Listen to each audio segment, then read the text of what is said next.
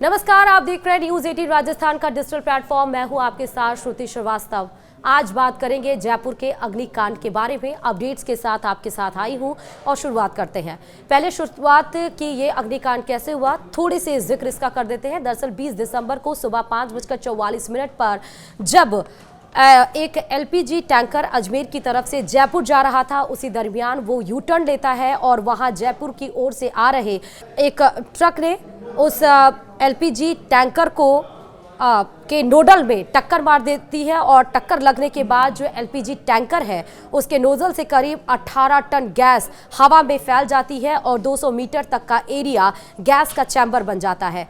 वहां पर जो लोग मौजूद थे उनका ये कहना है कि गैस रिसाव से कुछ सेकंड के बाद से कोई चिंगारी इसके संपर्क में आती है और उसके बाद से गैस जितने एरिया में फैलता है उसका हिस्सा जलकर राख हो जाता है। इसमें क्या क्या चीज़ें हुई हैं ये आपको पता ही है कि इसमें 2 स्लीपर बस भी आ चुके थे, बस आए थे, 39 गाड़ियां इसकी चपेट में आ चुकी थी, कई लोग जख्मी हुए थे और अपडेट इसमें ये है कि अब तक इसमें 13 लोगों की मृत्यु हो चुकी है और इसमें अब तक 13 लोगों में से 11 लोगों की शिनाख्त हो चुकी है। दरअसल आपको ये बता दें कि कल तक ये खबर थी कि 14 लोगों की मृत्यु हुई है। एसएमएस अस्पताल में 13 लोगों की मृत्यु और एक जयपुरिया अस्पताल में है, लेकिन अब ये पता चला क्योंकि जो 6 शव आए थे उसमें 5 शव, दरअसल उसमें से एक शव ऐसा था जिसके कुछ टुकड़े शरीर के बरामद हुए थे क्योंकि वो बिल्कुल जल गए थे कुछ टुकड़े। तो वो जो टुकड़े मिले थे ऐसा अंदाजा लगाया जा रहा था कि वो 2 अलग अलग व्यक्तियों के हैं। दरअसल जब डीएनए कल सैंपल जांच उसके लिए भेजे गए तो पता चला कि वो जो 2 टुकड़े थे 2 व्यक्तियों के ऐसे अनुमान लगाया जा रहा था, वो 2 व्यक्तियों के नहीं, वो सिर्फ एक ही व्यक्ति का डीएनए सैंपल था। तो इस हिसाब से 13 लोगों की मृत्यु हुई है और उसमें से 4 लोगों की शिनाख्त नहीं हो पाई थी, 2 लोगों की शिनाख्त हो चुकी है। और ये भी आपको बताते चले कि उसमें से एक रिटायर्ड आईएएस करणी सिंह है और दूसरा उत्तर प्रदेश का निवासी संजय है। अभी 2 लोगों की शिनाख्त और होनी बाकी है। डीएनए सैंपल के थ्रू भी नहीं जांच हो पाई है कि आखिर कौन है। और इसमें लेटेस्ट जानकारी ये भी है कि हाई कोर्ट ने पेट्रोलियम मंत्रालय, सरकार और एनएचएआई के अधिकारियों से रिपोर्ट भी तलब की है। सुप्रीम कोर्ट ने भी जो प्रमुख सचिव है उनसे भी रिपोर्ट तलब की गई है। और सचिन पायलट जैसे जो विपक्षी नेता है गोविंद सिंह डोटासरा, वो जो लोग एसएमएस अस्पताल में जख्मी हैं उनसे मिलने के लिए पहुंचे हैं क्योंकि 25 ऐसे पेशेंट्स बताए जा रहे हैं जो 80% से ज़्यादा जल चुके हैं, जो जिंदगी और मौत के बीच में जंग लड़ रहे हैं और ये भी और उन्हें डॉक्टर बचाने की पूरी कोशिश कर रहे हैं।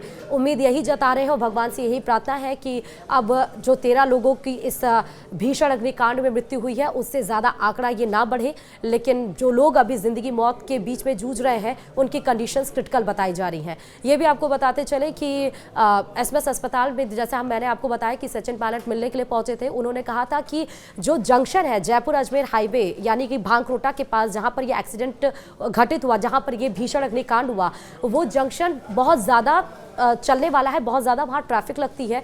कई दफ़ा वो खुद भी जाम में फंसे हुए हैं और जैसे जैसे आबादी बढ़ रही है वैसे वैसे व्हीकल्स बढ़ रहे हैं, गाड़ियाँ बढ़ रही हैं और वैसे वैसे रोड एक्सीडेंट्स भी बढ़ते जा रहे हैं। और सचिन पायलट ने ये भी कहा कि ये रोड एक्सीडेंट से हम सबको पूरे देश में, यानी कि उन्होंने ये भी कहा कि मोदी सरकार को जो मंत्रालय है परिवहन मंत्रालय, उसको भी ये देखना चाहिए कि इसमें जिम्मेदारी किसकी होनी चाहिए। ओवर स्पीडिंग का मसला आता है, रॉन्ग साइड का मसला आता है, इन सब को ध्यान में देखना चाहिए। ये भी बताया जा रहा है कि जब जो एलपीजी से भरा टैंकर था जब वो यू टर्न ले रहा था उस दरमियान एक स्कूल था डीपीएस दिल्ली पब्लिक स्कूल, और वहाँ पर जो एक्सपर्ट्स हैं वो कह रहे थे कि क्लोवर लीफ वहाँ पर बनना चाहिए था, जिसकी हर बार मांग की जा रही थी और क्लोवर लीफ बनने के निर्देश भी दिए गए थे और क्लोवर लीफ का निर्माण नहीं हो पाया था। अगर क्लोवर लीफ का निर्माण वहाँ पर होता तो शायद इतना बड़ा एक्सीडेंट घटित नहीं होता जितना भीषण अग्निकांड हुआ जो 29 अक्टूबर 2009 आईओसी में जो अग्निकांड हुआ था जयपुर, राजधानी जयपुर में ही, उसकी एक बार याद ताज़ा दिला देता है जब ये साल ख़त्म होने वाला है जयपुर के लिए। ये भी आपको बताते चलें कि कई सारी चीज़ें, एक स्लीपर बस इसमें आ गई थी, एक कोच बस जो उदयपुर से निकली थी वो इसमें आई थी। सड़क पर चलते हुए जो आपस में जो यहाँ पर उस दरमियान जो गाड़ियाँ आगे बढ़ रही थी वो उसकी चपेट में आ गई थी। जब से ये दुर्घटना घटित हुई थी तब से लेकर वहाँ पर रोड को खाली करवा दिया गया था, वहाँ पर ट्रैफिक डाइवर्ट कर दिया गया था और रात के यानी कि 20 दिसंबर को ही रात को 8:40 पर फिर से रोड को खुलवाया गया और वहाँ पर गाड़ियाँ गुजरने लगी।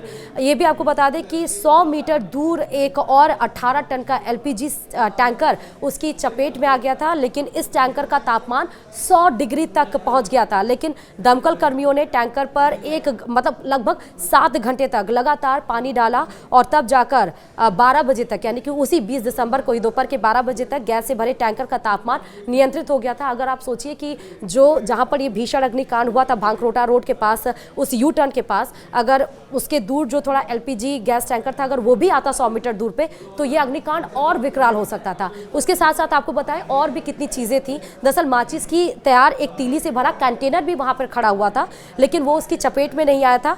अगर आग वहां तक पहुंच जाती तो ये अग्निकांड और भी ज्यादा भीषण हो सकता था। जैसे आईओसी में हुआ था, आग लगने के 1 हफ्ते तक आग को बुझाया नहीं जा सका था।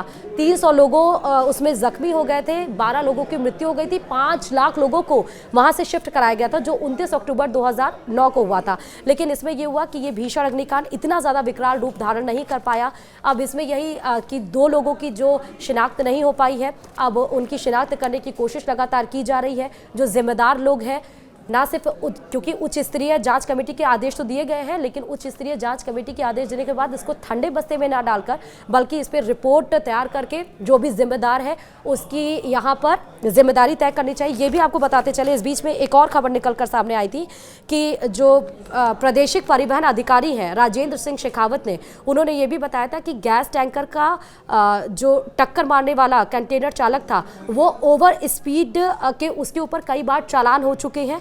ओवर स्पीड का वो आदी हो चुका था और ओवर स्पीड मतलब गाड़ी ओवर स्पीड में ही वो चलाता था। और सुबह भी वो काफ़ी रफ्तार में नजर आया था सड़क पर दौड़ता हुआ, और उसने एक बस को ओवरटेक भी किया था। वो टैंकर उसकी बात कर रहे हैं, ट्रक की, जिसने एलपीजी से भरे यू टर्न लेते हुए जिस टैंकर को उसने टक्कर मारी थी। तो अब ये सारी दुर्घटना घटित हुई है, लेकिन इन सब के बीच में जो जिम्मेदार है, जैसे हमने आपको बताया, उसकी जिम्मेदारी तय होनी चाहिए। क्लोवर लीफ उस जगह पर बनवाना चाहिए, क्योंकि वो बहुत ही ट्रैफिक वाला वो जयपुर अजमेर हाईवे बताया जाता है, और ओवर स्पीडिंग या गलत रॉन्ग साइड, इस सब के मसलों को ध्यान देखना चाहिए कि आगे आने वाले दिनों में इस तरह की कोई घटनाएं सामने ना आए। इसी के साथ ही इस वीडियो में फिलहाल अभी के लिए इतना ही। आगे की खबरों के लिए देखते रहिए न्यूज़ 18 राजस्थान। नमस्कार।